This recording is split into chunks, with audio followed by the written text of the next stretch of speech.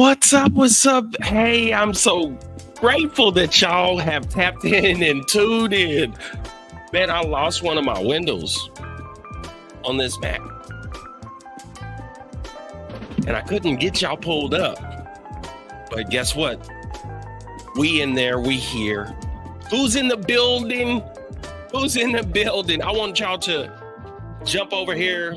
Make sure you announce where you're from, where you're tapping and tuning in from, where we unlock our potential beyond our belief. Expanding consciousness. Expanded consciousness. I'm going to tell you what the difference is. Here we go. Expanded consciousness, expanding consciousness. It is expanding with us right now, but it's already expanded in the quantum, in the done. See, we act as though we see things already finished and done in our lives. It's already expanded. We're just walking in it, believing in it, trusting in it, doing it, becoming it. I know I got the fam all in here tonight. I know I got some of Brother Kristian's family here too. Christopher Miller, I see you, brother. Thanks. Always here, always here. I know this is some of his TC, the TFC family for sure, for sure. I can't wait to get to Atlanta and actually be in the atmosphere because, man, I don't have anything like that. I knew that his family, look at there, bro. His family showing up for sure, for sure. Hey, Miss Deidre, I know you're a part of his family too. I appreciate it. I'm going to get straight to this. Look, Deidre. All right, Miss Holly, thank you for the conversation today. Yes, yes. Miss Marie, I know we got a lot of family in here. Oh, LaDonna Cox. I want Kristian to make sure he looks at that name, Miss LaDonna Cox. LaDonna Cox, if you watched last week's show,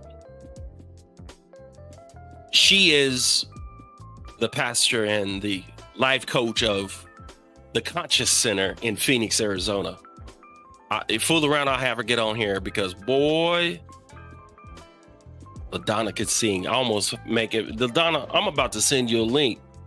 You about to do our selection for this evening. I need a song from you, Miss LaDonna. You better go get on that. You better go get on your little Zoom setup because I need a selection from you this evening. I just need you to hum to this track that I got going right here. I ain't bullshit. I'm telling you, I'm about to do it for real, for real. Anyways, I hope you guys are having a wonderful, beautiful evening as we celebrate this day. We take deep breaths in and celebrate this day. Unlocking our potential beyond our beliefs, where we have conversations, and we have conversations with people that are here to help us expand our awareness, or expand our consciousness. And the brother that I have this evening is very special to me. I see you, Mr. Dolores. Thanks for the conversation today. But we're here to witness, I believe, something prophetic, if you will, in the church world.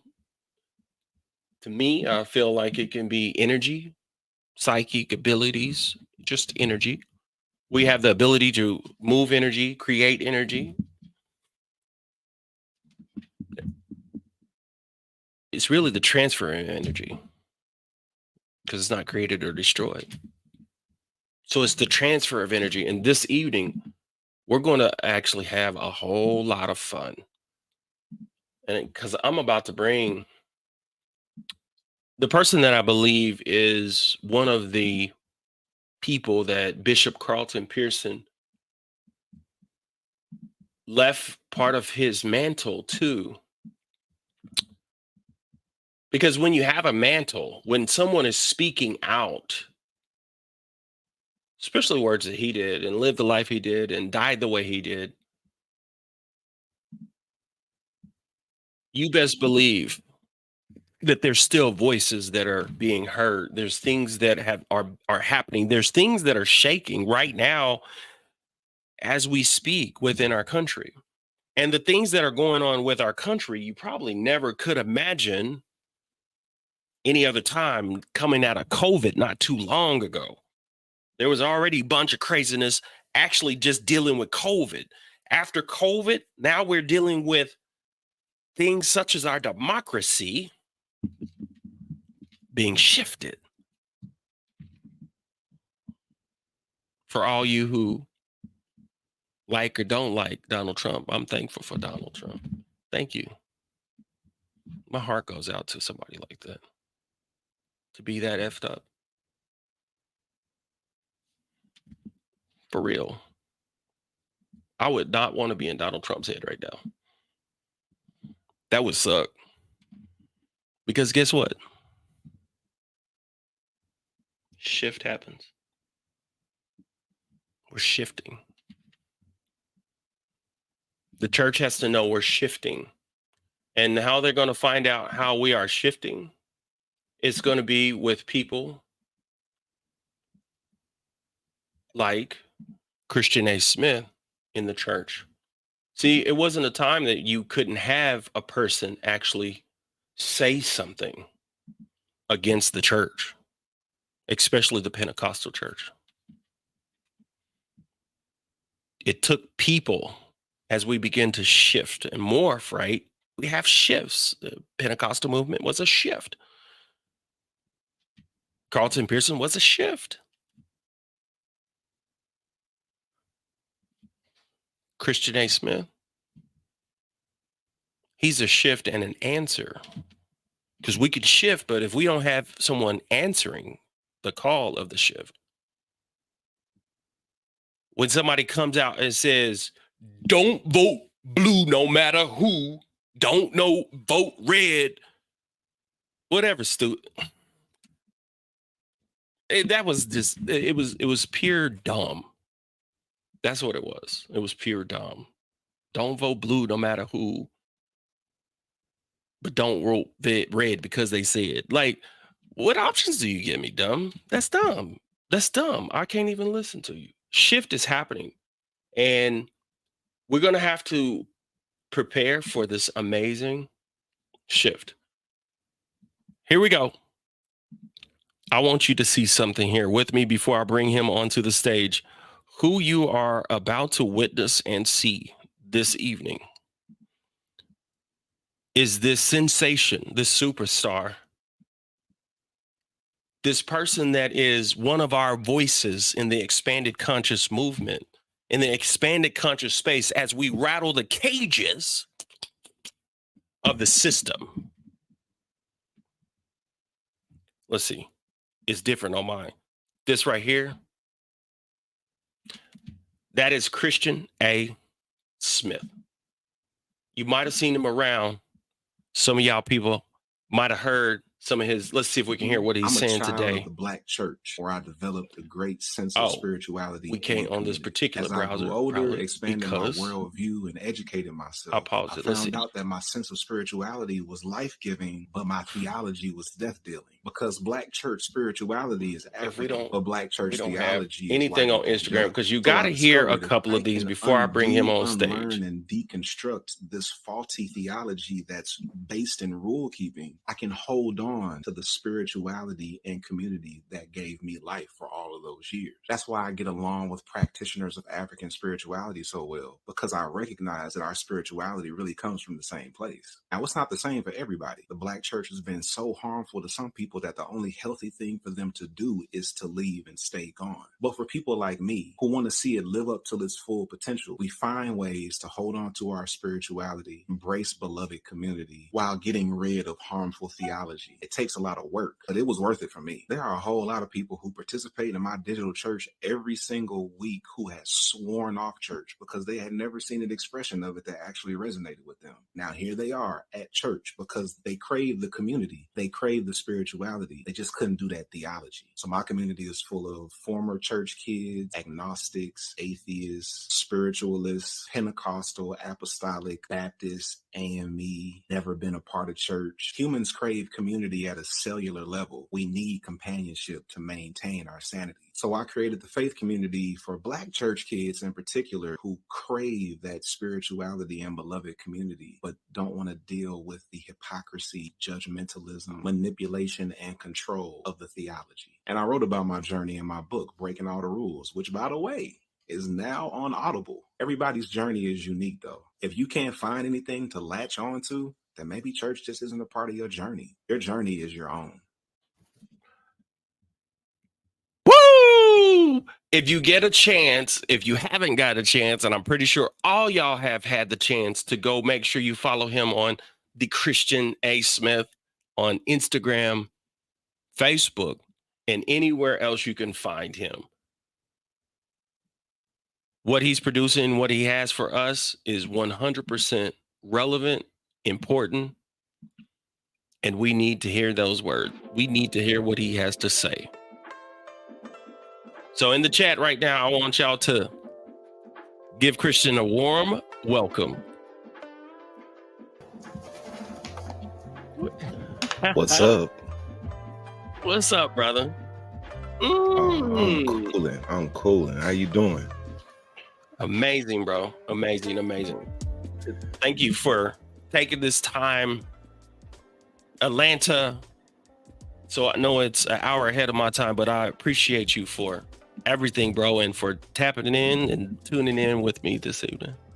Oh yeah, absolutely. I'm glad to be here, man. You know, I feel very strongly about the connection that we made, that you really facilitated. Like, it is not lost on me that I would not have had the time that I had with Bishop Carlton Pearson had you not facilitated and mediated that coming together. And that was so incredibly significant for me, not just last year when I had the time with him, but just the trajectory of my life, understanding how important that was for me overall. So, you know, I appreciate you and the foresight to make that happen. And I'm glad to be here. Shout out to TFC, by the way, too. I love to see my TFC fam in the building. You know, we show up in the comments because we a digital church. So like, this is like back in the day when I was growing up and my dad would go preach at a 3:00 service on Sunday afternoon. He wanted church members to come. Right. So now, because we a digital church, you ain't got to leave your house. You just log on and be like, hey, yo, I'm here. So I'm glad to see more people. Ooh, you know, that's a evolution right there. You know, you evolving something, right? You're not only doing this as a church. Y'all get the word. He's not only doing this as a principal matter in terms of what it is, the content. The content is the church and how he's shifting, but the medium that he's using and connecting to, as he's in Atlanta and I'm in Tulsa, Oklahoma. And I know for a fact that I have people that are listening as far, definitely in South Africa, right? Yeah. All over the world, people are picking this up and this voice and this word, right? And they get to have a word, as I was talking about the young lady that was preaching, and you put out a post and she said she was basically the girl was saying the exact same words and things that you would hear within the Christian nationalism space. Yeah. But she was telling it from a pulpit that only she can communicate with. Right. She doesn't even honestly know, brother, that she's an operative. Or she may know. She could be on somebody's payroll.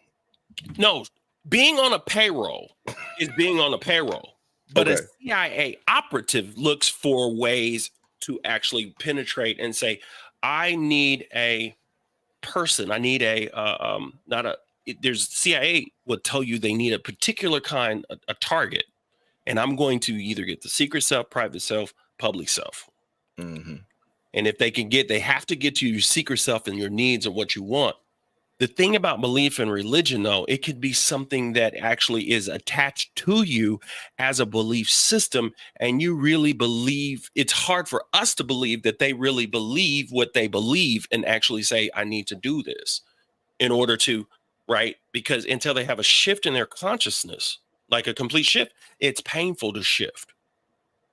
It's like I say all the time, indoctrination is a hell of a drug. It changes the way you process, it changes the way you see the world. In the definition of indoctrination, because some people just think like indoctrination and education are the same thing. They think like, I'm just teaching people, this is just discipleship. No, so indoctrination is compelling people to embrace beliefs uncritically. That's the word, uncritically. And when you embrace stuff uncritically, it frames how you see the world. So there are some people who I see espousing harmful theology, and it's like they really believe that. They believe what they're saying. And then there's some people I'll be like, you're just a charlatan. You don't believe that shit, but you just trying to get over on people. Do you feel that there's more people that actually psychologically like truly believe it? Like it's like a level of psychosis? Yeah, absolutely. I mean, Bishop talked about that a lot, religious psychosis, how a lot of people deal with that. I think most people who practice it believe it. I believe the decision makers, the people who choose to perpetuate and pass down these harmful theologies, particularly people who've been educated, because you know, once you really dig into the history and the data, you find out how much of our doctrine is just made up. It's just it's like damn near arbitrary. So for people who get education and learn and understand and dig, and then they go into their pulpit and they still lie to people, I have no respect for those people. I think it's just difficult though to understand, like, because you're so bright and intelligent that it's difficult for you to understand how stupid people are. Seriously, like I just had this conversation with a very, very, very successful man in my city. And he did law school really easy and said he's suspicious of lawyers.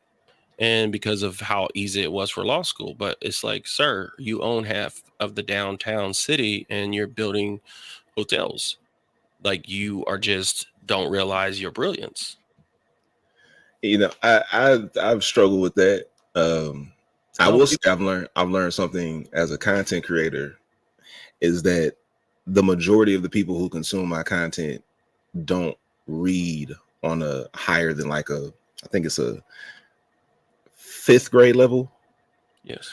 So understanding that, I really work hard to take these large topics, these dense, complex topics, and I try my best to communicate them in the simplest terms possible. And, you know, sometimes I still miss, but, you know, I get better because I really want as many people as possible to understand, like really be able to internalize the information that I'm sharing, because it really changes how you move through the world. And I want as many people as possible to be able to understand what I'm trying to share. Enlightenment, right, is not just what people think in terms of like being able to be earthly brilliant, right? And so like I was talking to someone today about Elon Musk, and people don't understand when we start talking to expanded consciousness, like he's doing I think he's doing ketamine. So you got ketamine, psilocybin, LSD, and it goes on and on. Like modafinil was that you got it at a doctor. So there's even actually practices people are doing to expand their awareness and consciousness, right? It's like we didn't know about eating certain foods until you didn't have diabetes, you had sugar. Right. You didn't have blood pressure, you had pressure. You didn't have high blood pressure. You didn't have high blood pressure, you had that pressure. Yeah. Right. And so how people were able to expand a lot of their understanding and mind. See, for instance, you grew up in a different space and were able to expand it. And then you done other different things that helped you expand. And then when you were probably as growing up, you smoked weed or something. It's like, wait, I'm seeing something. This is feeling different. You know, like you experience life. Not saying that a person has to, but a person can experience life. And the better you get at experiencing life and being, all of a sudden you can create a secret society. That's the only reason why we had secret societies, is because you have the ability to talk like this without blackballing. So now coming openly to talk about your spiritual understanding of who you are and what the information that people have said, and then being able to have a person from your seat as a Black person that's in a Black church that's able to articulate themselves in a way to give words that there's no way possible anyone else can give them. Carlton Pearson was special at giving words. Oh, was he not? Was he not? You're special at giving words, my friend. I appreciate that. Other people can't give words like you can give them. You're called to do what you are doing as a leader, as a thought leader, as a person to remember, right? I appreciate it. Look at this. This is from Bishop's house. Wow. Natural law in the spiritual world. This was in Bishop's house. Look at this. What is? I still go and look at the text messages he sent me sometimes. Wow. Do you read that? Do you read that date? That says 1889, doesn't it? Is that what that says? Yep. What was the significance of 1889? Was that when it was written? Is that when it was released? What? That's the signature of somebody that got this book was given to somebody in 1889. Wow. Natural law in a spiritual world. Wow. This was in Bishop's house. It smells like his house. Right? Old, death. Bishop was good with words, right? This is amazing. That's right. And so I'm here to not to confirm, not to just affirm, but to also confirm. So you're called, no one else can do what you're doing right now. They can try, they can do it their way, but they can't do what you're doing right now. You are the one called to do what you're doing, being able to bust this thing wide open. And actually now the only thing that happens is we keep growing, we keep building, just as he said, and we take moments to pause and enjoy ourselves as we're doing it. That's one thing.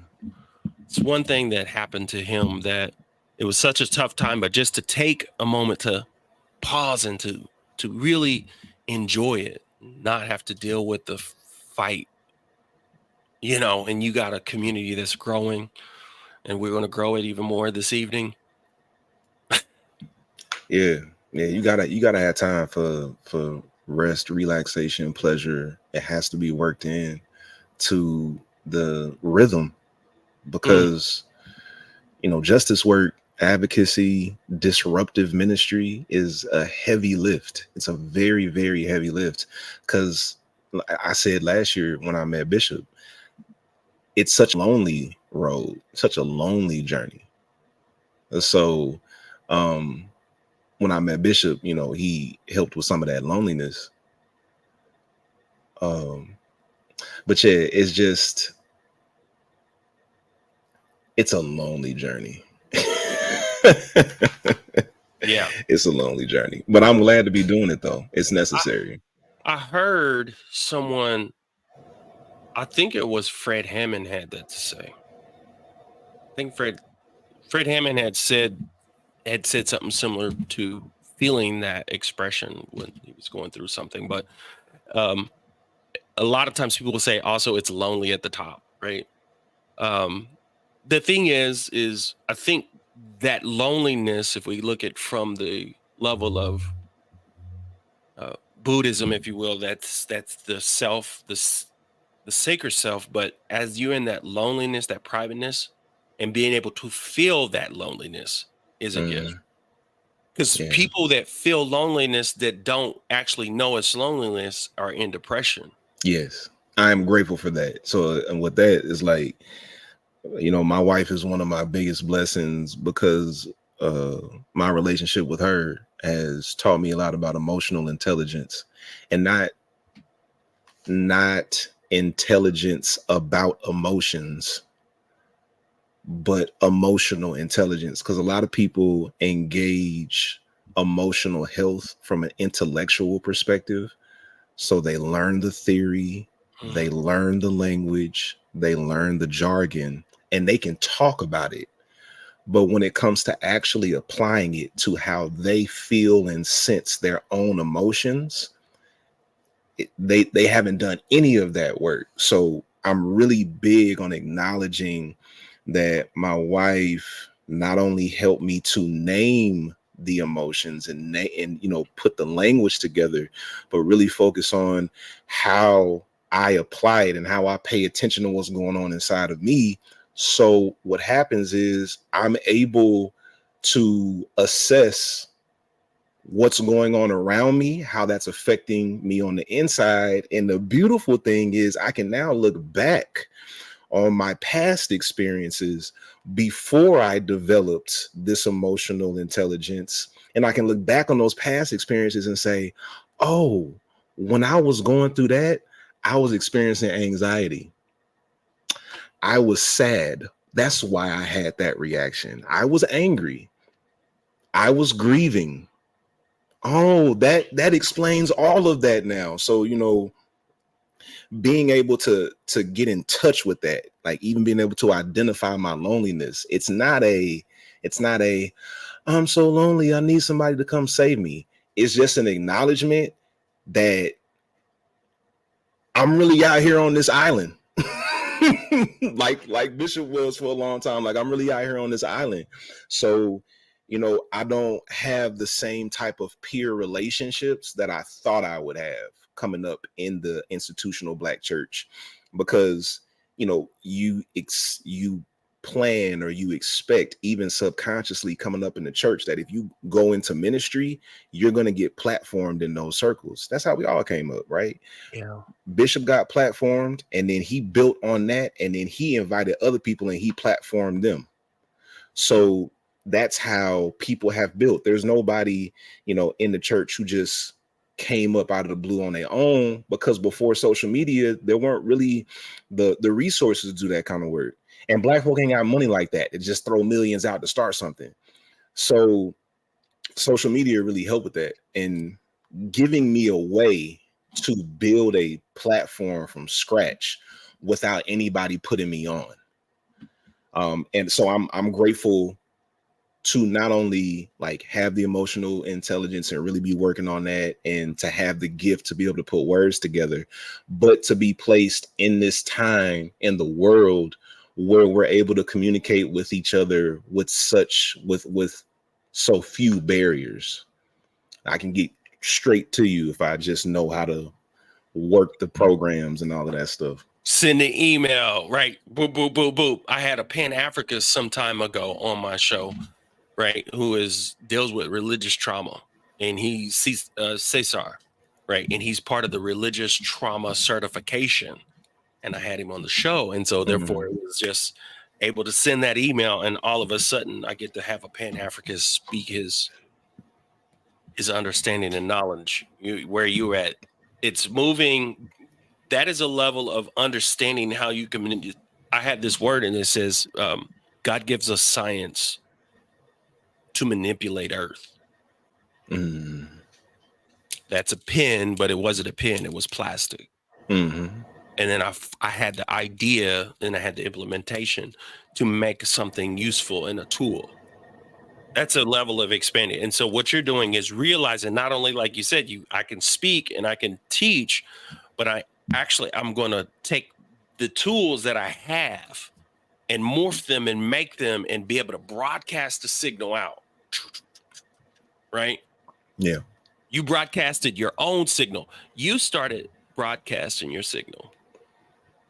I had no choice. So it was like when I decided to basically, share my version of the gospel of inclusion, even before I encountered Bishop's work directly. Like when I introduced greatest commandment theology, which is inclusive and it is disruptive and it is critical, I put that into the world, started talking to people about how I critique the Bible, how I see the Bible not only as prescriptive, but most times it's descriptive, right? It's not generally prescribing a way for us to live. It's describing a way the writers of scripture lived within their culture.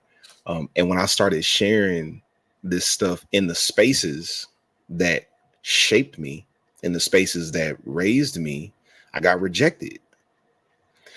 So it was like, okay, either I can shut my mouth and not talk about this stuff anymore and regurgitate the theology they want me to preach, or I can stay true to myself and figure out how to build this ministry on my own. And I chose the latter. So here we are, figuring it out one day at a time.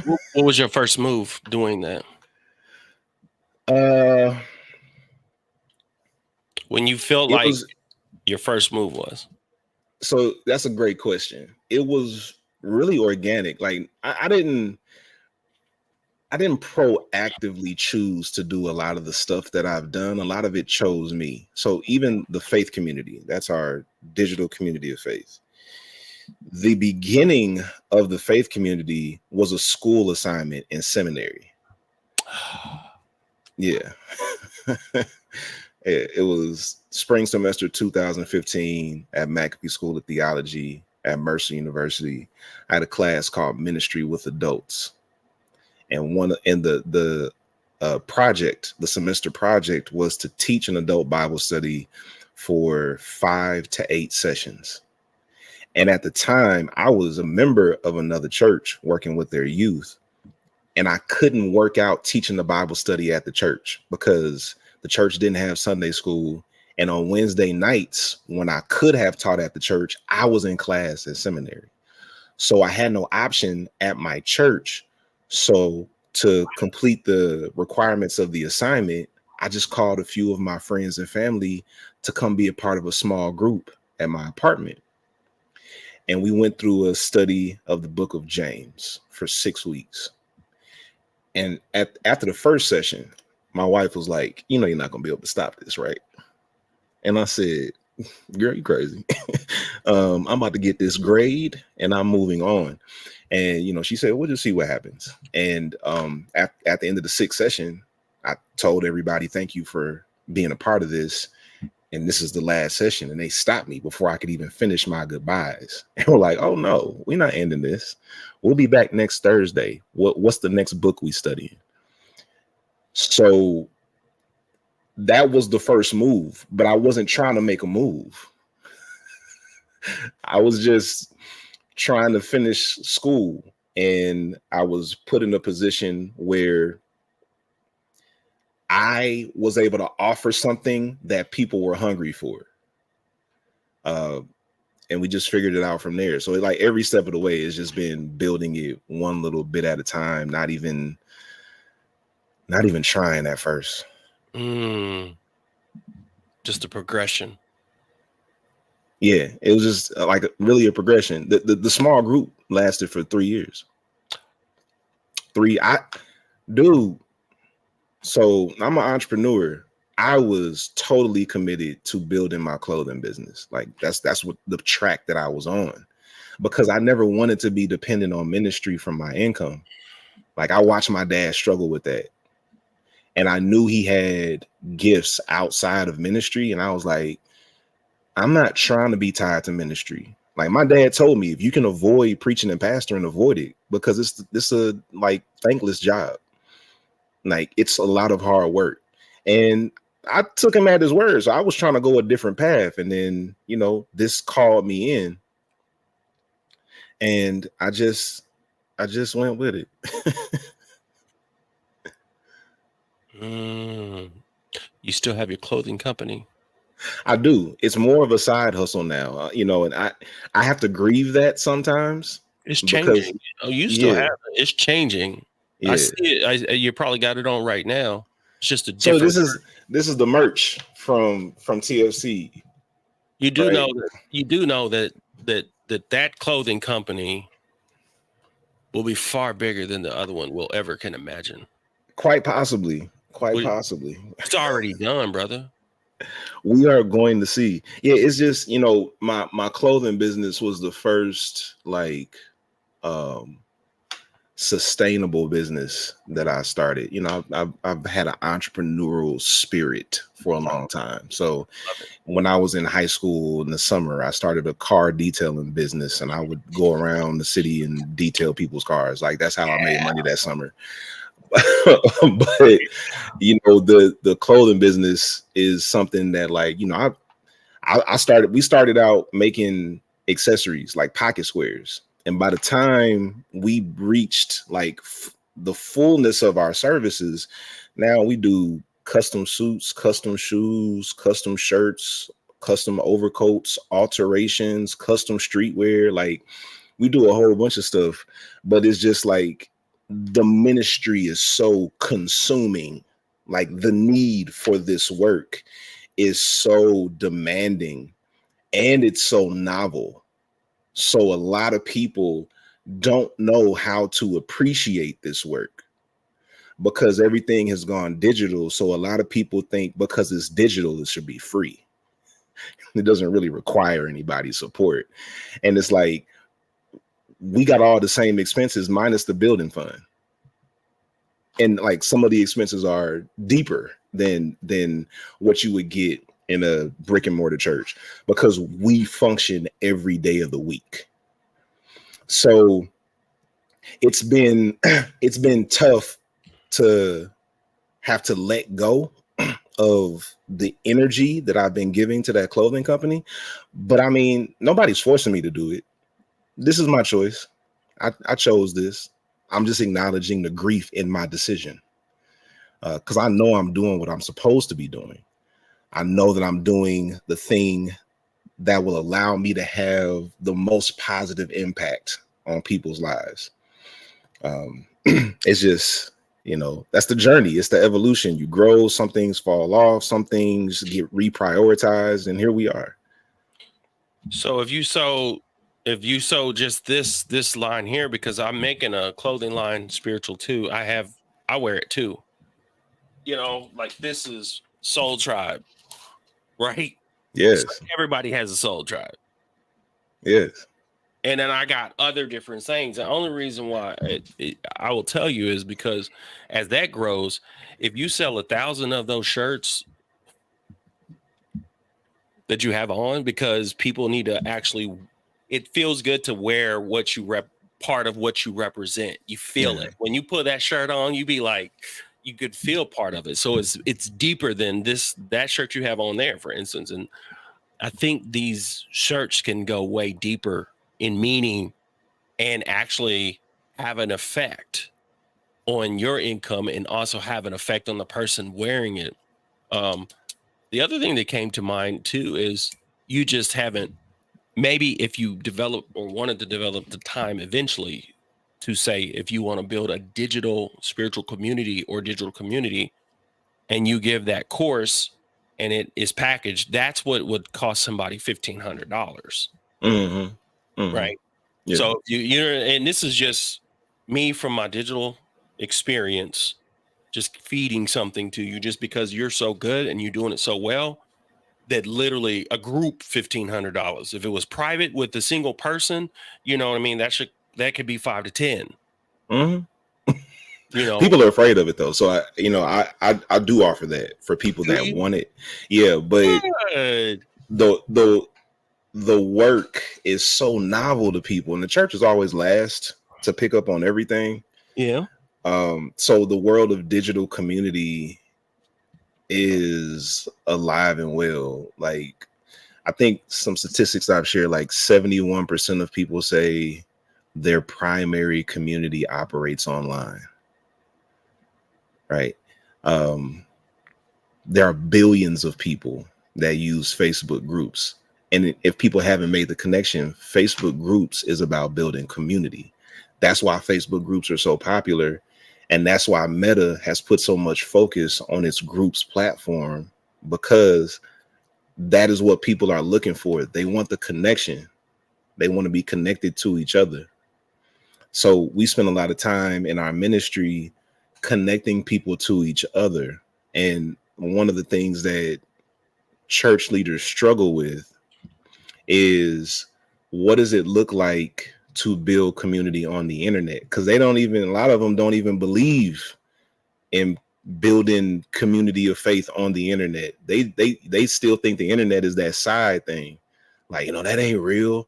It's like, what do you mean it's not real? Like, am I not real when I'm on the internet? Am I not typing those words? Am I not sitting here right now saying these real words to you and everybody else here? Like, this is real. And it has a real impact on people's lives. But and so that's really been the biggest challenge in offering religious people like the services. I'd be having to spend time just trying to convince them that digital ministry is relevant and credible. I'll just tell you this. I'll tell you this. Keep putting it together here, refining, keep putting it together and refining it. And then I promise you, you're gonna, they're not gonna have a choice whatsoever. I'm with you. It's challenging. Right? So this is the part of the journey that's lonely, right? Because it's like, I'm doing this thing and it's working, and it's giving me the prophetic liberty to say what I feel convicted to say. And it is paying people salaries. Like, people make a living off of this work, right? So it's doing the things that it's supposed to do. But I struggle with saying this, especially publicly, because I don't like saying stuff like this, but it's so far ahead of what just about anybody else in the space is doing that they can't even, there's so many steps, right? And I'm like, man, y'all got to come on, because the world is leaving y'all behind. Like, in a major way, the world is leaving y'all behind. And by the time y'all decide y'all want to get with it, y'all gonna be in hospice ministry. I'm just saying. And let me say this. I'm not saying hospice ministry as a put down. Oh. Just an acknowledgement of the state of many of our church communities. And hospice ministry is a valid ministry. The hospice chaplain's role is to help people transition with grace. And in the coming 1 or 2 decades, there's going to be a lot of pastors engaging in hospice ministry, because they're going to have to help their church transition with grace, because they're not willing to evolve with where the world is going, from a theological perspective and a technological perspective. Wow. And you know what's going to happen? I'm already noticing it here. All these churches and buildings are going to be for sale for dirt cheap. Absolutely. And somebody will repurpose those. Huge real estate shift, because that's what churches did. Like, you bought property. The problem is, it was a really poor use of the property that you purchased, because you really only use it for like 10 hours a week tops. You know what I'm saying?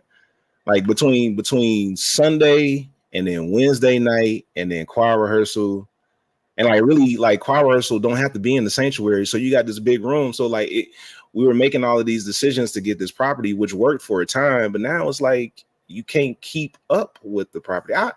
I am not purchasing a property. I'm sorry. I don't care.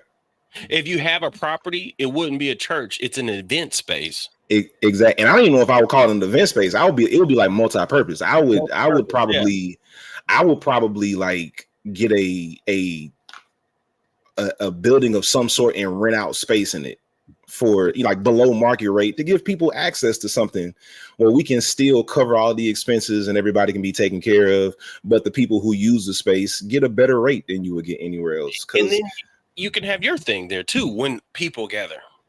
Exactly. But not like the traditional model of church, not the conventional model, not at all. But and that's so far down the line, because with digital community, you don't have to have a physical building. You just don't. Like, no. Our members are spread out all over the world.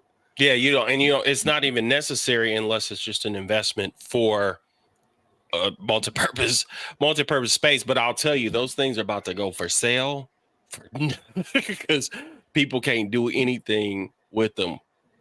We're gonna take a real quick shift. Do you remember this? Man, how could I forget? That is the night I met bitch. That was March of 2023. I'll never forget that night. I will never forget that night. Let's explore it real quick.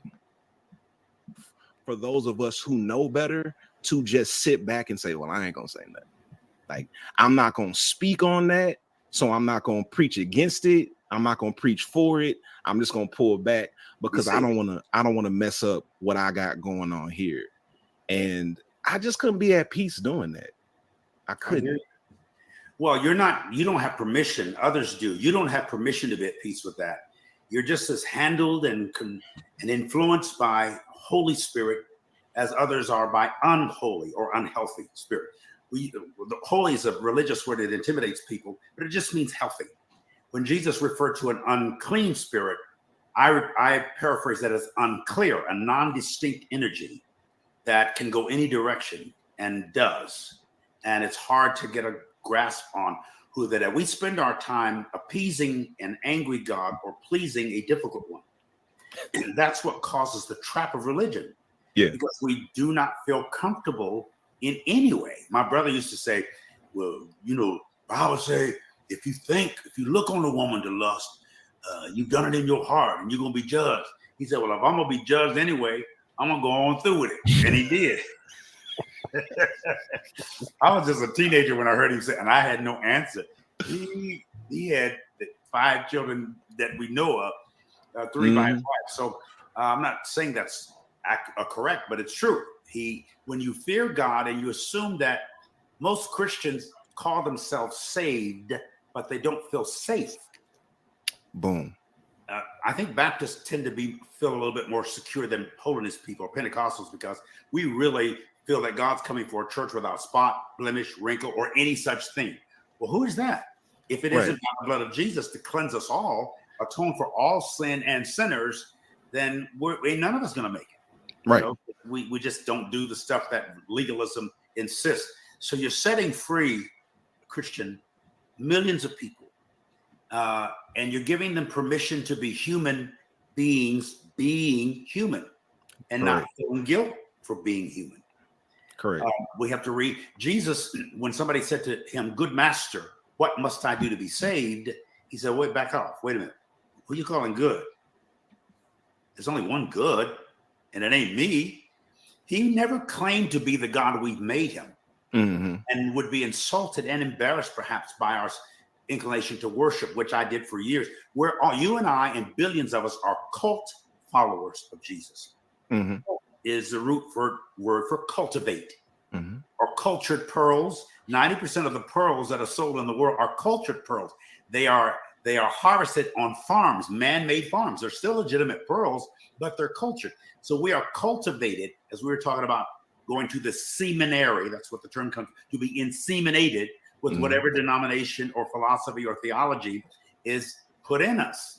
And then that takes root and grows. And so I can understand that we Christians have been locked for thousands of years, at least 2,000 years of entrenched indoctrination. And we're trying to turn this big ship around, and it's creating some shit. Shift happens.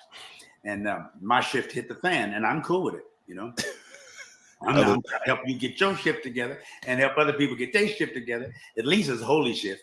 Holy shift.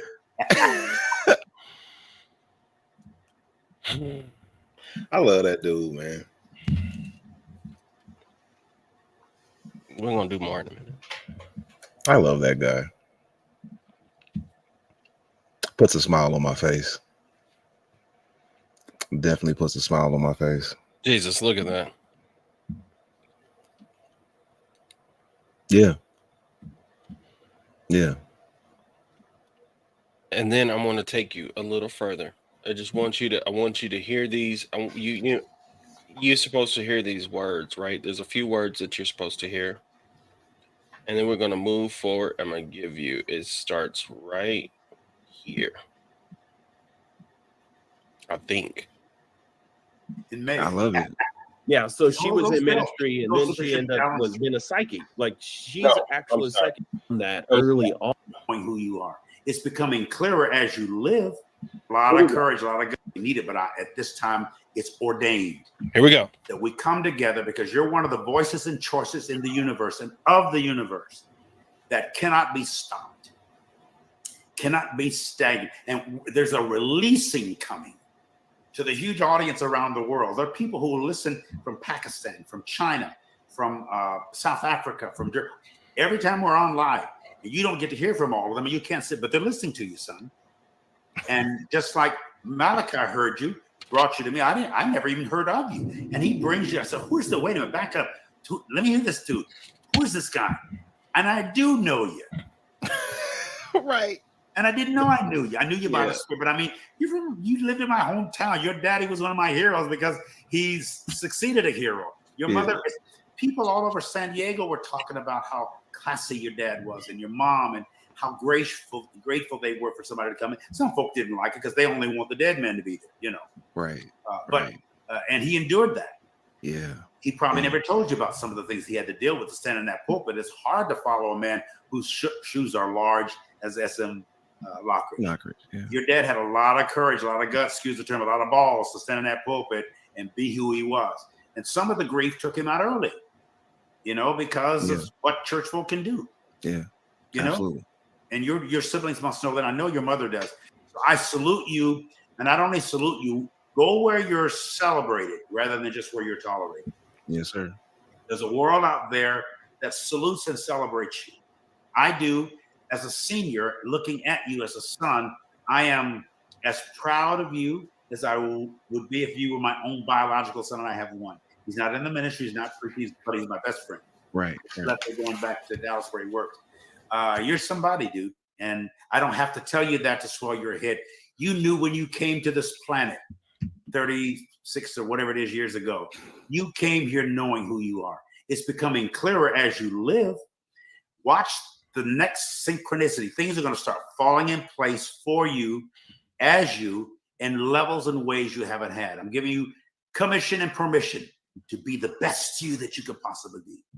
And to be not only your billionaire quality, but unapologetically with billionaire influence and worth. So you'll never have to depend on anybody to affirm you financially or any other way. You got this, dude. You got this. I'm so thankful. This is so.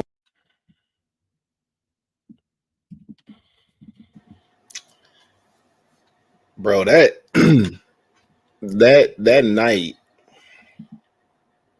was surreal. It was surreal. It was like we had known each other for years because that was the night I met Bishop. I've told some people, like, Bishop and I didn't even get a chance to talk before we went live. Like, you facilitated us getting together. When he jumped on that night, he was moving around, he was distracted. So there wasn't really time to catch up before we went live and say, hey, Bishop, I'm really grateful to be here. Been a big fan, blah, blah. I didn't have a chance to say any of that. So anybody in the world who wants to see the first time I met Bishop Pearson, it's on the internet. And it was like, I knew him my whole life. It was like, is he my uncle or something? Like, it was so beautiful. It was so beautiful. And like Deidre said in the comments, when he called me son, I had the same feeling now that I had in real time. Because when he said son in the video, I went, because I have been abandoned by so many of my father figures. I don't even know. The people that told me, that called me son, proud of me, all of that stuff. Don't want to have nothing to do with me. And then life just took my other father figures. So that night was just, I don't even know what to say. Like, special. You get to relive it and you get to have it, and it's still here today. Oh yeah. We get to witness it. That was in March. Yep. Months later, he's going to transition. You know what? I feel like he knew. Bishop was prophetic, and I feel like Bishop knew stuff, and he felt and sensed stuff that a lot of people around him just didn't know. I'll never forget there's so many different conversations with him I won't forget, but I want to make music. I want my ministry to make music. I believe that if you're going to decolonize your theology, you need music to accompany it, because that's how a lot of people internalize it. So I want greatest commandment music. I want music that emphasizes us loving ourselves, right? And that being an expression of our love for the divine. I want music that kind of reinforces that. So I know that's going to come with time. When I met Bishop last year, I said, Bishop, yo, I really, like, one day I want to re-record Precious Memories with you. And his response was very tempered. It was like, haha, my vocal cords, they don't, I can't sing like I used to. But that wasn't really why he said that. It was something under that. So when he became ill, I was like, did he know that was coming? Did he feel that?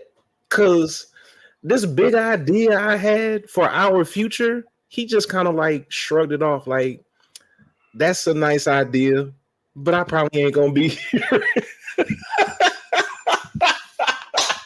I probably ain't gonna be here, but that's nice. Oh wow. Man, I love that dude. I call it affirmation music. Yeah. The only reason why is because I heard the word, and then I heard the word someone actually say it, and then I went and bought the domain. I understand. Because affirmation music is, Miss LaDonna, they prophesied to you, and you are, yes, until you push their boundaries. Miss LaDonna, I have to, she's someone, whenever you say music, that's what she is. And she's from Church of God in Christ. Amazing. You will have a chance to meet her, but you got a chance to witness and feel and get a word before his transition. Personal. Yeah. Very few people got that, received that gift. Personal words and transformation, and personal words that's given permission, right? Given and actually saying, this is what we need for you to do, need for you to do. And there was another, I thought I had documented the number. I'm sorry, Q, we're going to work on that.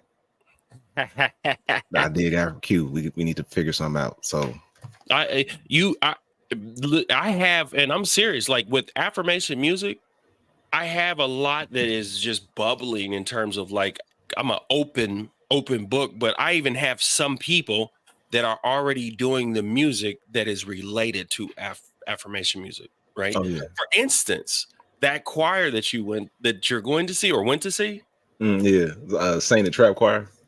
Yeah, because it's still combining affirmation music. It's just combining certain things and elements of the church where you could still actually have fun. Yeah. Even feel the spirit. And Black church culture is unparalleled and it is portable. It is portable. So you can take Black church culture, Black choir culture, you can take that anywhere, right? Anywhere. So you go to a PJ Morton concert, it's Black church. Yeah. You go to a Kenyon Dixon concert, it's Black church.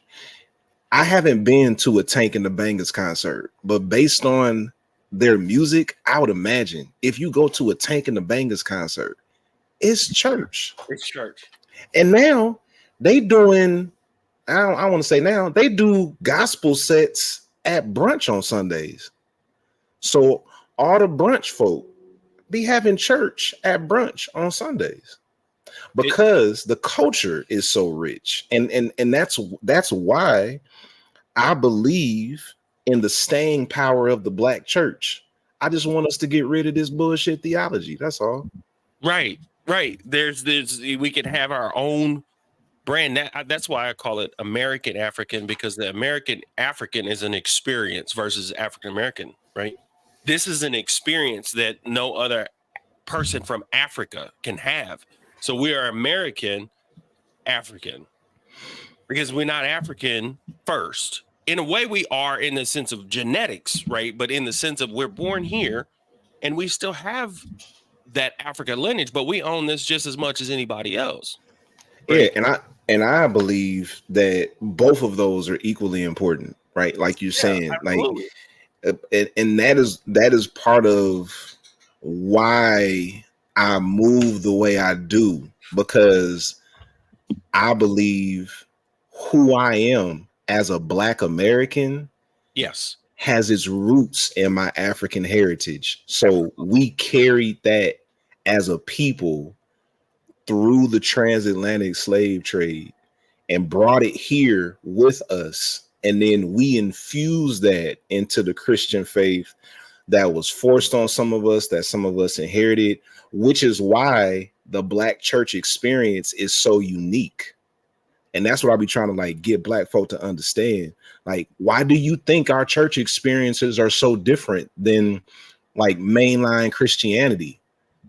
That's our culture. Our spiritual expression is a cultural expression. And we would not have that without our heritage. But at the same time, the Black church is uniquely an American entity. It's an American institution. So I'm not going to discard my African heritage because Black church folk think it's witchcraft. And I'm not going to discard my Black church heritage because people who don't like Christianity or whatever think you're just, practicing the slave owner's religion. Like, nah, this is unique to us. And I'm not going to put that down because you don't like it. Yeah, it's unique. You ain't got to do it. And it's unique to America, but it's unique to the world. So the Black America is something that we are. Listen, we are the quintessential leaders in the Black world. You could see other people doing stuff in the world as Black people, but guess what? American Black people, American Beyonce, Jay-Z, Oprah. I mean, if we start looking at the influence and the power, Obama. I mean, if we look at the power, I mean, come on, the power and the influence, and now an element of us and a female form is going to take one of the highest positions in the land, regardless of the way a person feels, like her or dislike her. Mm-hmm. If a person of the African American race, HBCU, Divine Nine, all of the above, takes office in that place, there is a drastic, amazing shift that you could not calculate if anybody ever ever said that to you, you'd be like, there's no way possible that could actually happen. Yeah, right? especially after the white woman didn't get it. You're talking about a cosmic shift, my brother, a cosmic shift. And guess what? Anyone that has to live with that and see that disagrees with that should be feeling the way they may be feeling, because that's 400 years, 500 years that is locked into epigenetically into possibly someone's makeup. And so it's a shift that's so cosmic. Bishop had one thing to say on September when he knew what he was going through and he knew what was going on. And this is an additional message that I believe we need to hear this evening. And they pack these places out, and they're free. I'm watching that with great curiosity and great interest, admiration, actually. Very encouraging to me. It's like, wow. And there's so many of you. These people are coming from, I hear from people all across the planet, of all different, from places like Pakistan, India, and China. China. I have people watching me live tonight from China. Not every week. I don't know if they are right now because I can't see, but very often they do that, and they're very interested. And some of them grew up around Christianity and other religions. But I want to remind you again: get a hold of your mortality, your alwaysness. Your mortality suggests to you that the end is not exact. That your alwaysness, your immediacy will always be. That you will always know yourself, experience yourself, and express yourself at some level that's identifiable, unapologetically. That's where the world is going. We're looking at all the things that I called my ministry higher dimensions back in 1977, not knowing exactly what that meant. But with the way the world is changing, with the way our country is changing, with the wild arrogance in some people's spirit, the meanness, the craziness, nothing makes sense, nothing seems trustworthy. You're going to have to learn to not trust the normal trustworthies and trust your own mortality at a different level. Study, investigate, interrogate, excavate yourself. Spend time finding out not only who you are, but who you aren't, so you don't try to mimic something or someone you're not. Learn how beautiful and powerful and special you are, because you are indeed all of that and more. And I want to remind you of that. I salute you. I celebrate you. I don't fear God. And if I was going to fear anybody, I'd fear some of his so-called people. He's a mean sponge of biscuit eater, as my brother used to say. But I'm even finding that there's a shift among the people of my age category. Here we go. Who serve God the same way, out of the same fear, the same motivations that I have, and are now reconsidering, does it take all that? Is this all that necessary? Do we need all that? Do we need to think that way? What about rethinking, which is repenting, reconsidering what you believe, why you believe it, and how those beliefs add to or subtract from the quality of your life? So I'm going to go, but I just wanted you to hear my voice, see me, know that I am dealing with this. It's cancer, and they may remove the bladder, and they may remove the prostate. So far, the chemo has had very little effect. I'll have another treatment on Thursday, and there are things that go along with that. But I really feel good in my spirit. I actually feel like I'm on my way to a better space, whether that's 20 days, 20 years, 25 years. Pay attention. And I think you are too. And if I'm here, we're going to do it together.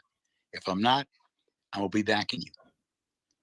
I'm going to find the people on the other side of the spirits, on the other side, who are assigned to you and to me and to us. And let's make this world a better place, not a bitter one. Okay? No, I love you. Thanks for listening tonight. Peace and blessings. Excavate yourself. Nothing's There was a back in section. 19 If that you're if a person gets a chance, I missed my mark, but there's a section that he says, the reason why I feel like I can do this is because of people like yourself, because he had met you, and he had mentioned Mike Williams, who will be on my show next week. And he talked about the scripture of the seed of the wheat. Okay. Yeah. Yeah. This was in September, and he transitioned in November. So if you get it, that's on there. It's a really good chat. It's a really good conversation. And it's a really good message to end his transition.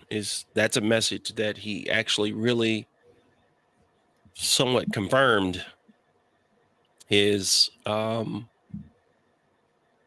legacy, but also our ability to take those words, when you hear it, what comes to the mind? What comes to mind is the night I met him.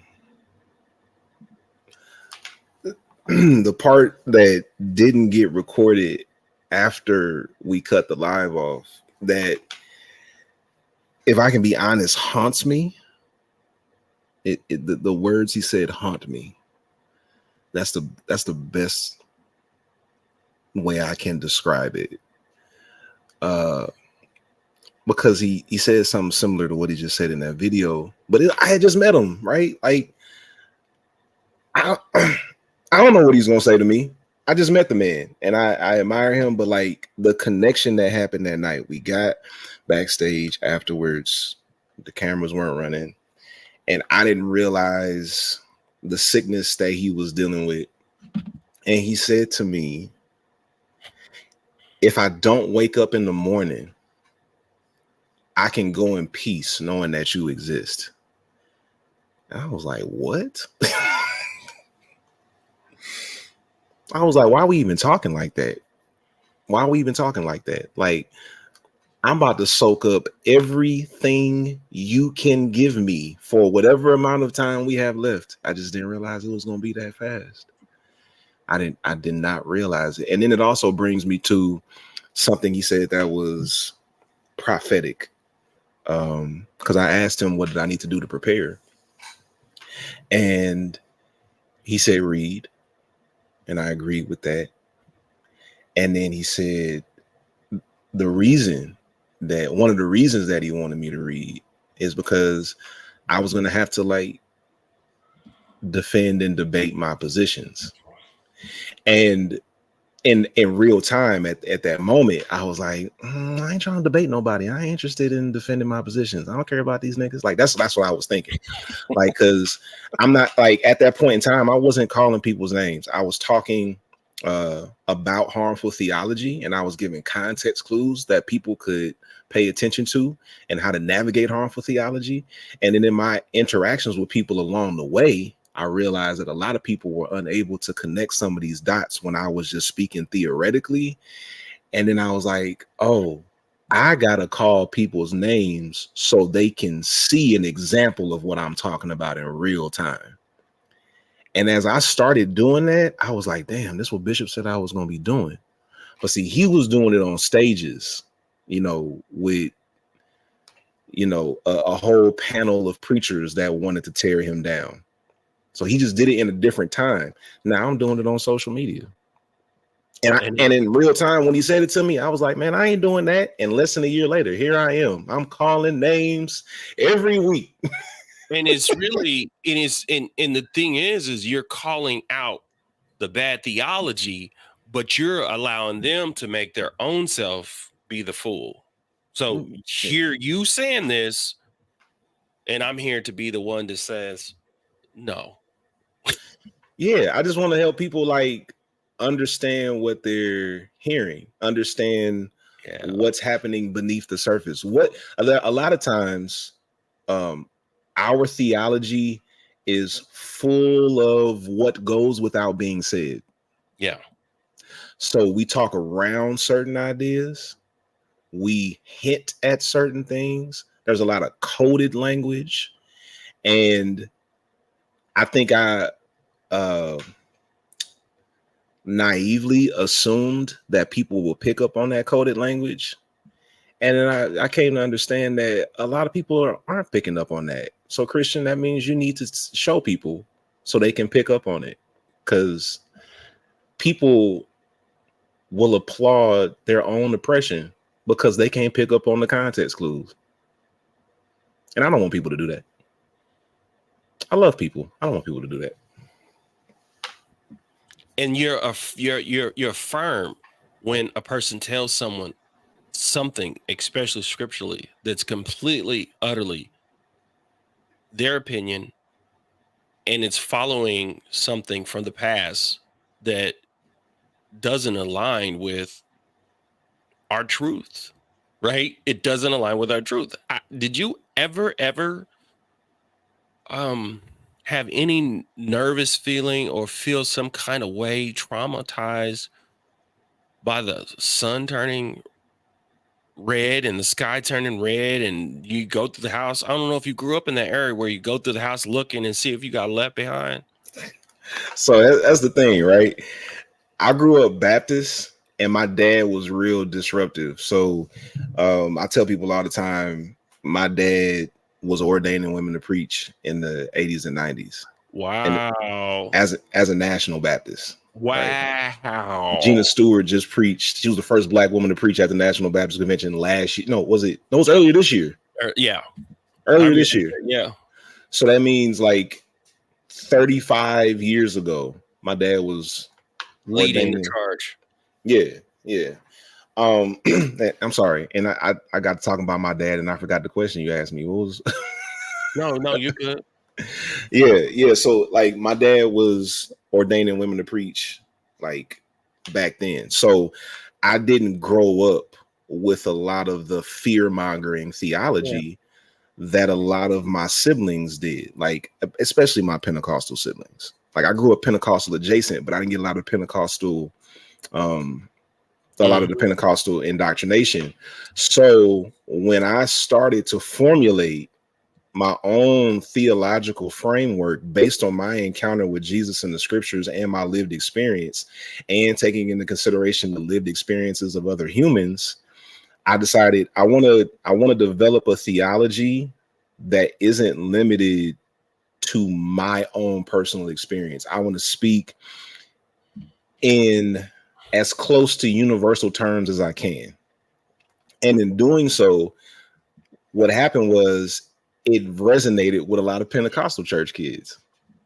So I've actually learned more about the harmful theology in the Pentecostal space since I started doing this work. Wow. Because I'm ministering to a bunch of Pentecostal kids. So like when we play a game at TFC, so we have a session we do called Day One. Day is DAI, disruptive, authentic, inclusive. And at day one, that's like our discovery course. So it's 10 weeks. We go through my book, Breaking All the Rules. We talk about greatest commandment theology. We talk about what does it mean to love yourself, get in touch with yourself. What does it mean to be in community with others and all of that good jazz, right? There's a game we play in one of the sessions called Viceless Bingo. So it's a bingo card. And in each box is a vice. So drinking alcohol, smoking weed, shooting pool, women wearing pants, having sex outside of marriage, masturbation, just all these different vices. And I invite everybody in the room to check off the stuff that your faith tradition told you was a sin, right? The Baptist kids, their card be mostly empty. And I'm Baptist, right? My Pentecostal holiness church kids, bingo all over the card. That's amazing. It's bingo all over the card. And we have that conversation to establish that sins are a cultural phenomenon. The concept of sin is universal. Everywhere you go, there is an idea of right and wrong, no matter where you go. That's sin, universal. But sins are developed culturally. So in a Pentecostal church, you got different sins than you got in the Baptist church. At Church of God in Christ, you got different sins than you got in holiness. Because my wife grew up Church of God holiness. So that was even like a different spin on sin consciousness. So I try to help people understand, like, the stuff that your church told you was a sin that would send you to hell. Only your church is telling you that. You go to another church, they're going to tell you something else. Wow. And the proof is in the pudding. When we sit there and we map out the stuff that we were told was sinful and would send us to hell, everybody's card looks different. So how are we telling people their eternal destination is rooted in their ability to avoid sin, but we can't even agree on what sin is? Yeah. That's Black religious trauma. And what you're doing there, when you do that, you're doing something that could be and should be research from a psychological or religious trauma syndrome, right? But related to the Black church is being able to see how deep that trauma can actually go. Because when you start dealing with all across the board, I grew up with all across the board. So also comes along with that, if you have all across the board, is resentment, maybe truly not believing in yourself. Mm-hmm. You get all kinds of trauma that you might be affected with in your life today. And so there's people listening to us right now that I know for a fact that maybe experience some level of religious trauma, but specifically when we start looking at Black religious trauma, that's including that decolonization, because a lot of that is tied to the early what would I say, evangelicalism, fundamentalism, Mm-hmm. right? But then you have the evangelical fundamentalist, where all these sets of rules and regulations that we have literally almost like inherited, it's almost just like handed down. That's the reason why you can go minister. Somebody can go minister to some big gangster in the prison, and before too long, if you keep working on him, he'll switch just like that, because it's kind of like already part of you. Like Desperation. It's already, it's part of you epigenetically, possibly. Like, it don't take too much, but this is one big, huge, amazing resource. And thank you for taking the call. Thank you for pushing forward. Your clothing brand that you have on has the ability to reach the world more than you. You could do it because it's amazing and it's cool, and all sorts of people will want it. Because that says spiritual AF, doesn't it? No, it says spiritually fluid. Oh, okay. I thought it says spiritual AF. I was like, that too. A lot of people in our community of faith struggle with an identification, a spiritual identification, because like they grew up Christian, they're not sure if they want to identify as Christian anymore, but they don't know how else they want to identify. They get some good stuff from like Buddhism, they get some good stuff from all these different spiritual practices, Yoruba spiritual practices. It's like, I'm kind of like in this liminal space where I don't know exactly. So spiritually fluid is a way that people can identify themselves when they don't fit into a box, but they have a fluidity to their spirituality, and they let spirit guide them into what is most meaningful for them. So we don't try to force people into a box at TFC. It's not really Christian church. It's full of a bunch of Christians, but it's also full of a bunch of agnostics. It's also full of hoodoo practitioners and atheists. What about, so you got some heathens up in there? All of us. All of us. We're having, this is what it is. next weekend we having our anniversary celebration in Atlanta, and one of our members posted in our ecosystem earlier today about that cousin walk that people take at the family reunion. And it's like our church anniversary is very much like a family reunion. So I was like, I'm sure there's going to be plenty of cousin walks next weekend for the people who do indulge. Because you said earlier, you said, you probably smoked weed when you were young. Actually, I didn't smoke weed till I was an adult. Well, yeah. I wasn't that stressed as a kid. I figured as an adult for the most part, I'll be 48 here soon. So, 20 is 22.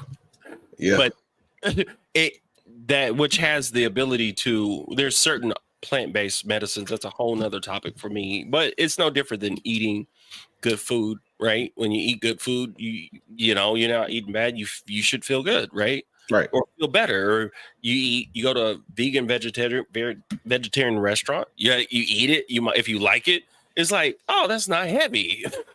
Yes. You go eat some steak, potatoes, or chicken. It's heavy and it's hard to process. Spiritually, I think it's the same. Spiritual independence and autonomy is one of the things that I have been studying. To have that, in order to be spiritually fluid, you have to have some level of autonomy, knowing that you don't necessarily need to be stuck in a box or have to be stuck in a box. But the beauty of spiritual independence and autonomy is, do you know that most manifestation, metaphysics, and the ability to actually do things right on this planet, in this world, to co-create in this universe, to make businesses, to become superstar athletes? You're in Atlanta. Those people and those guys I follow a lot in Atlanta that are doing things, they have spiritual autonomy. So they don't have there's a lot of those guys, most of them don't have no allegiance to the church and this and that. They got allegiance to knowing that I'm going to do this and I'm going to make some money. Right. And some of them, like him 500, who I've had a few conversations with, is like, he's at probably 40 million or more that he's made, 100 million, I think, close to it, from what he's doing in his business and the way he's structured online as the internet entrepreneur. And the thing is I had a conversation briefly with him on Instagram, and it was about spirituality, because it's like, how many church folk, how many bona fide church dudes, people that have been in church, that you go out there and you see into Atlanta that did not make money off of their church, but yet though they just are, whether it's in the entertainment business or whether they start a business, you're going to have some that were in the church, of course, but you're going to have a ton of young entrepreneurs that are balling, and they have spiritual autonomy. They're able to morph and become and be, although they still need some of the TFC family. Spiritual autonomy is major. And our indoctrination, like fundamentalist indoctrination, it actually like programs that right out of us. It teaches us not to trust ourselves. If you're going to walk in spiritual autonomy, you have to develop some self-trust. And when you've been in a church that has told you your entire life, don't lean unto your own understanding, and has told you your entire life that your heart is deceitful and wicked, it takes a while to develop the self-trust to really walk in spiritual autonomy. So, I have people, I had an interaction with one of my members earlier today, where they thanked me for the work that I was doing and said, "This is why I trust you," right? Like, because people have to work really hard to trust me as their pastor, because they've been hurt by pastors so frequently, and I appreciate it. I love it. I'm honored when people express they are growing in their trust for me. At the same time, that isn't my primary focus. My primary focus isn't you trusting me. My primary focus is you trusting you. I want you to grow in your trust for you. Because if you grow in your trust for yourself, it'll help to guide your walk. You won't be dependent on everybody outside of you to tell you where to go, but you'll be able to connect to the God in your gut, and spirit can guide you, and you can walk along with other people who can give insight and advice and share experiences. But I really want you to trust yourself. If you don't do anything else, I need you to trust yourself. That's the work. And then you can walk in that autonomy. You can walk in that agency.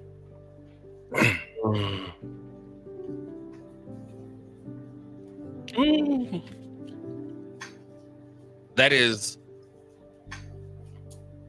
Kristian A Smith, y'all. Bringing it. As I wrap this up, there's something special. She was able to do it. And I have here someone from the formerly Church of God in Christ. They used to just hand her the microphone and she would just let it go. You talking about that affirmation music, brother? Spirit said, bring it to the stage. I love it. This is Miss LaDonna Cox. Hey there. Hello. So good to meet you. You as well. So much confirmation in the room today. This was just amazing. I'm telling you, you all touched on so many things that we hit last week, and so many things that I needed tonight. It's I love just it. Something's happening, and I'm glad that we're a part of it. Something's changing in the earth, and we're part of that change. You, my brother, are phenomenal. Thank you. Phenomenal. And Coach Malachi, the work that you are doing, man, out of this world, literally. Thank you so much. I appreciate that. She has the Conscious Center in Phoenix. The Conscious Center. Dope. Beautiful, beautiful place. I know that you hear that. So you tell me, we want to go here or do we want to pump it up? Where I think we want to. On the track from last week. Let's just go ahead and pump it up real quick. Okay, give it to us. Let's we're gonna get a little good feeling before we end this, right? You know, Christian, we both Kojak, right? So we don't have any instruments right here, so I can't play. But she can sing and I can play some music. Hit it. Listen, I'm with it. just want to flow. What we Just doing? flow with it, sister. You are anointed as a worship leader. You just flow with it. He put you on the spot, didn't he? Ooh, he put you on the spot. What they say, be ye also ready. Malachi good for that. Okay, put the acapella.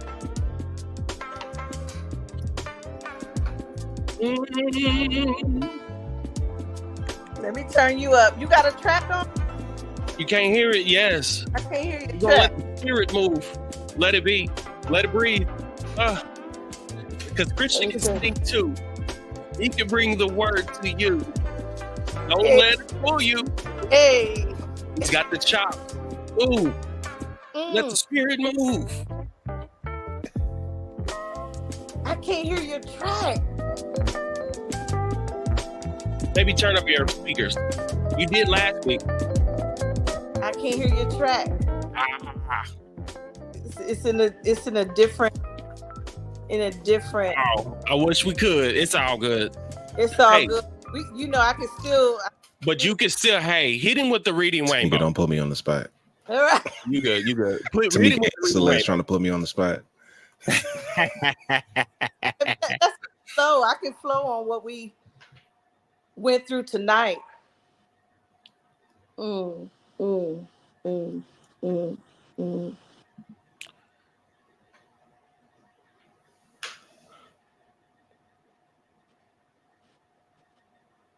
Be free.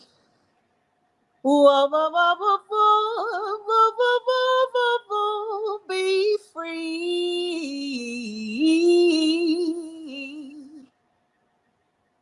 Be free. And practice your autonomy. Oh, learn to lead yourself. Oh, learn to lead yourself. Learn to lead yourself. Learn to lead yourself. You've got to be free, free, free, free, free, free, free. You've got to be free. Everybody say it with me. You've got to be free. Oh, you've got to be free. Woo, woo, woo, woo, woo. You've got to be free. Why not believe that you can be free? Oh, boy. Yes. You can be free. I like that one. That was good. You know? That blessed me. That was good. Yeah. That's a little bit, you know. Yes. A little bit. You know what I like to do? I'm gonna do this for TSC folk. I like to take old songs and just switch the lyrics up just a little bit. My And favorite. this one just hit me Okay. last week. When we all get together, what a day of rejoicing that will be. When we all see freedom, we will sing and shout the victory. Oh, when we all get together. Glory. Yes. What a day of rejoicing it would be. Yeah.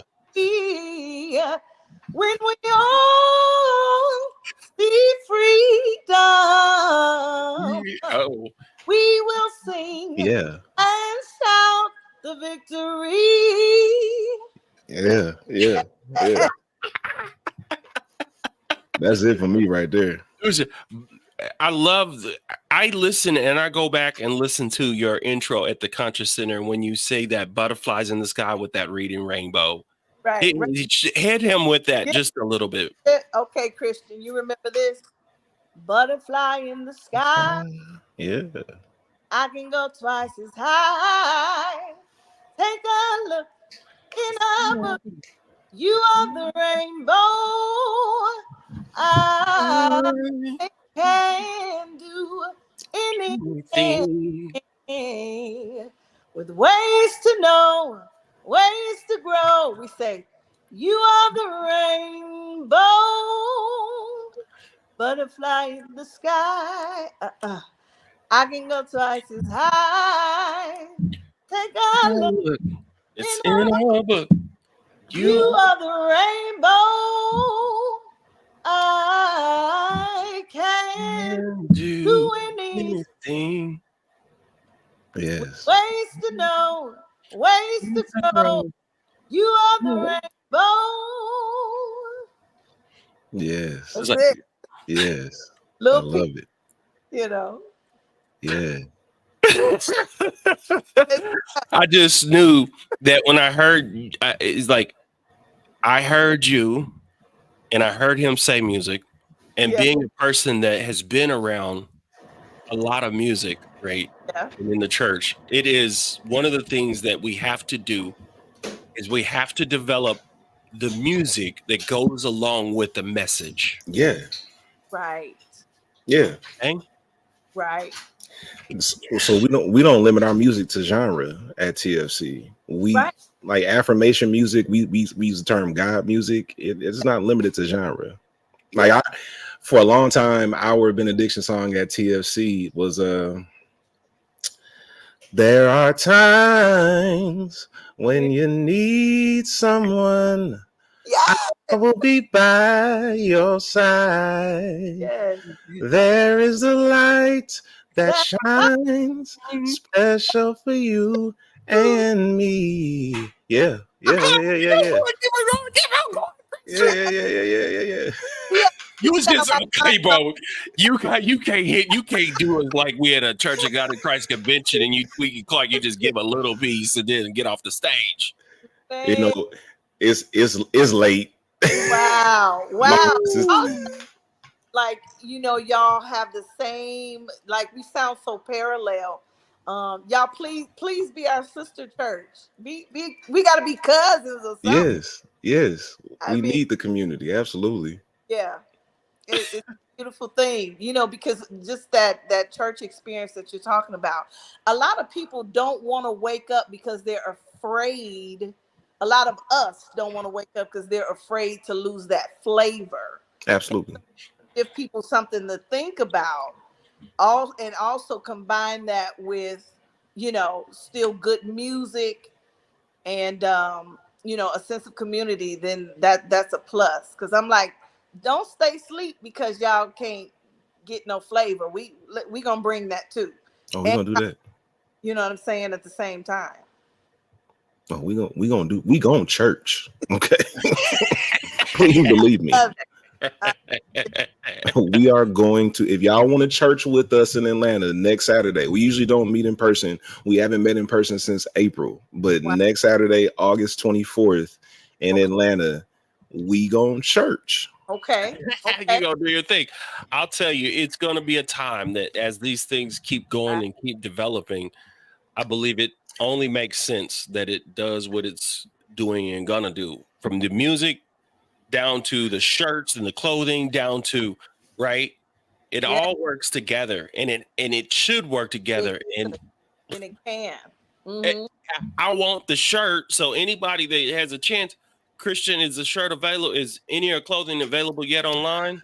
Yeah, go to thefaithcommunity.org, and there is a button on that page that says merch. And you can get this. We got some other items there as well. And we update it every 30 to 45 days or so. So there's always something new up.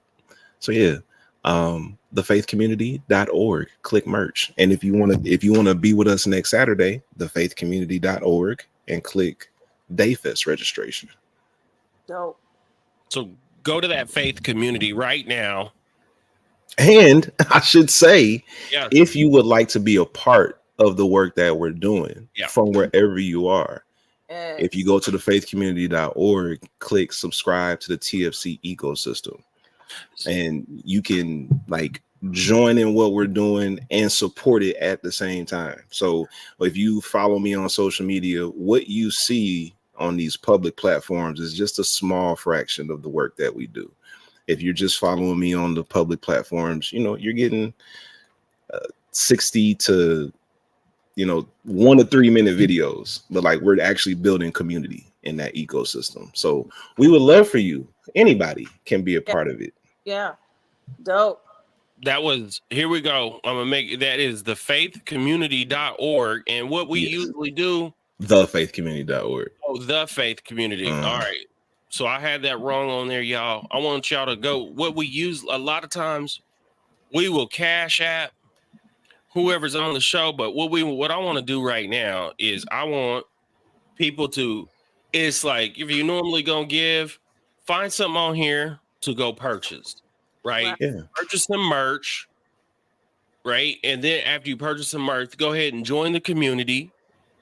Oh. Right. Do that for about 3 or 4, 5, 6, 7, 8, 9, 10, 11, 12, 13, 14, 15 months. As long as your heart desires. Well, I mean, by the time you do it for 15 months, you'll forget about that $10 that's coming out and be like, man, I've been paying for that for about 3 years and never knew it. Right. Stop playing. So we're going on There's the merch right there. Oh yeah. Oh yeah. Look, he's got the books. He's got the faith community. Holy smokes, we got the this is growing and this is going to grow. That spiritually fluid is going to need to be on a mug too, right? I love All it. right. We got that right there. I believe. Let's see. I think that was one of the things I really wanted to do. Miss Donna, thank you so much for taking Thank him to that call. always, Yeah, always. thank you. That was amazing what you were able to do in that moment in time. Thank you. Thank you. You know, I love and appreciate you. And we just got to keep the work going. Yes. And there's a lot of people that follow me, Kristian. I'll tell you, that follow Bishop, but a lot of people that follow me I have a lot of leaders. I have a lot of people that Bishop Jamel Brodax is in North Carolina, who leads an expanded conscious. Joel Brown, who is a medical physician from Jamaica, England. He lives in Canada, but he's a musician. He's been in the church. But coming out, Don Jackson, LA. He's author and done a lot of my people a lot of them are doing something in particular. Dr. Dorothy Parker, who is I'm very, very close to. She has a whole brand and podcast, and she just finished a course, something to do with the sacred humanity. I'm sorry, Miss Dorothy. She was like, what? It is dealing with religious trauma. She's in the comments. She's gonna put it. Miss Dorothy, you put that in the comments. What your workshop you just finished, dismantling the sacred canopy, I believe. And everybody that took that love that her course that she just finished, and her philosophy, religion, sociology. That's her. Nice. Her background. Holy Smokes, Cigar and Spirituality Podcast. Yes. People can sign up, subscribe. Yeah. So if you go to any of your favorite podcast platforms, we release an episode of the podcast once every 2 weeks. Now we record more episodes than that, but if you want to get access to all the episodes, then just subscribe to the TFC ecosystem. But if you want to listen or stream the ones that are available to the general public, go to the TFC virtual YouTube page. You can watch them there, and you can listen to them on any podcast platform. So subscribe to the community. You don't have to worry about it. It will be, it's so much cheaper than the church. Listen, they wanted 10% of all your income. All of it. Brother, I appreciate you so much. I hope you really enjoyed your evening. I did. Thank you so much for having me, man. Thank you. And thank you for facilitating my relationship with Bishop. I will never forget that, man. Thank you. Well, you will forever have to, every once in a while, be on my show. Right. There's certain calls that you should just take, right? I won't overdo it. Right? When you leave, I guarantee you're gonna get at least 4, 5, 10 subscribers. I'll take it. Y'all come on over. We have a good time. Somebody you got some clothing. That's what I'm about. I'm about connecting.